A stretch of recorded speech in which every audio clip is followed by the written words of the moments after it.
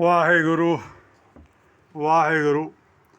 दोस्तों, थोड़ा ये है खोजबीन का और शेर व शायरी का वीडियो है, बुरा मत मानना।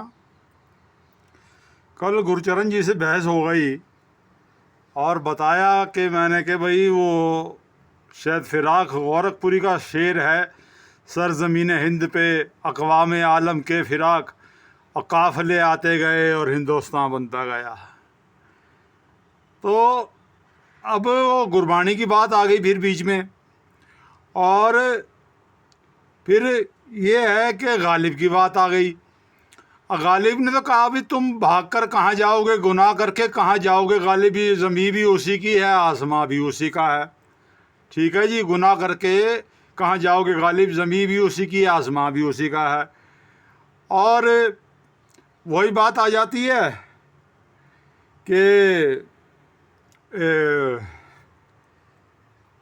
जो शेर शायरी में बता रहा था कि डूब जाना है जिन्हें वो तो डूब जाएंगे और आस टूट जाएगी मगर मुंतज़िर किनारों की।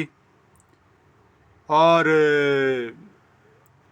वही बात कि सरज़मीन हिंद पे अक़वाम आलम के फिराक काफ़िले आते गए, हिंदुस्तान बनता गया। तो बहस तो लंबी वहाँ तक चली जाएगी कि पहले आदमी हुआ कि पहले औरत हुई। और शिव जी को तो कहा गया अर्धनारीश्वर। ठीक है, तो मेरी बात का बुरा मत मानना, मैं शिव को मानने वाला हूँ। तो और ये जो पहले तो जी कर दिया मुसलमानों से पहले वैदिक धर्म, मुसलमानों से पहले कर दिया वैदिक धर्म, अंग्रेज आए तो आर्य धर्म, और फिर एक वो साला भारतेंदु हरिश्चंद्र पैदा हो गया। उसने बोल दिया कि जपो निरंतर एक ज़बान और हिंदी हिंदी हिंदू हिंदुस्तान। और वो उसने कह दी ज़बान शब्द जो है उर्दू का है। फिर इस बात पे बहस होगी कि ज़बान शब्द उर्दू का है जी। तो मतलब ये है कि जो मुल्ले थे उनका एक वैद था लुकमान, और लुकमान जो था वो हर चीज़ का इलाज था, उस पे साले पे वहम का इलाज नहीं था। ठीक है जी, तो बेड़ा गर्क हो गया लुकमान का। फिर हिंदुओं का एक वैद हुआ धन्वंतरी, और वो कहते जी नमज दे के रब रोग बता देता था, पर वो साले को अपना ही रोग नहीं पता चला जब मरा साला धन्वंतरी।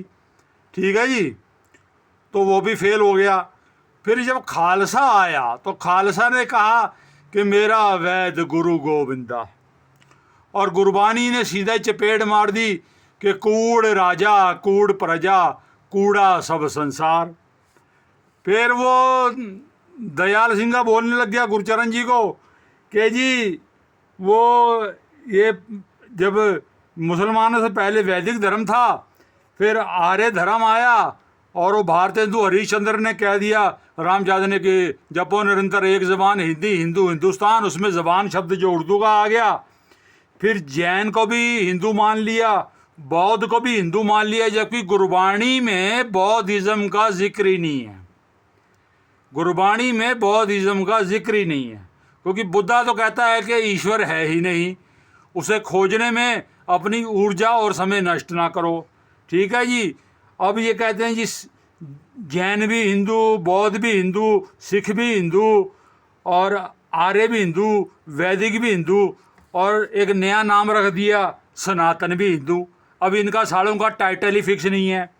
कहने का मतलब ये है कि एथिस्ट कहते हैं सारा नास्तिक को, और नास्तिक भी हिंदू, और थीस्ट कहते हैं आस्तिक को, वो आस्तिक भी हिंदू।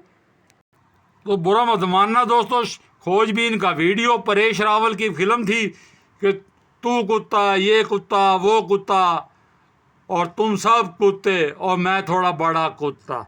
मतलब ये है कि मिलन के गीत अधूरे हैं जहाँ में, तुम 7 जन्मों की बात करते हो, यहाँ जन्म जन्म के साथ बिछड़ जाते हैं। और होशो हवास ताबो तबा दाग जा चुके, अब हम भी जाने वाले हैं, सामान तो गया।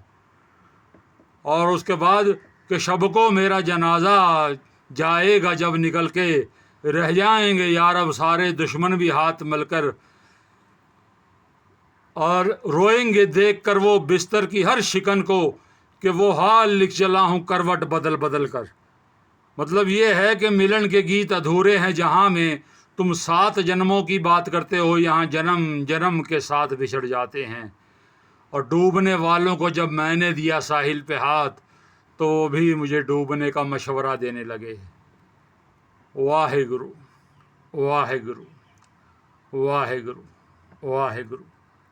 सच बोल देता हूँ, पंडित आदमी हूँ। महेश रोज नाम मेरा, महेश रोज, महेश रोज। वाहे गुरु, वाहे गुरु, वाहे गुरु।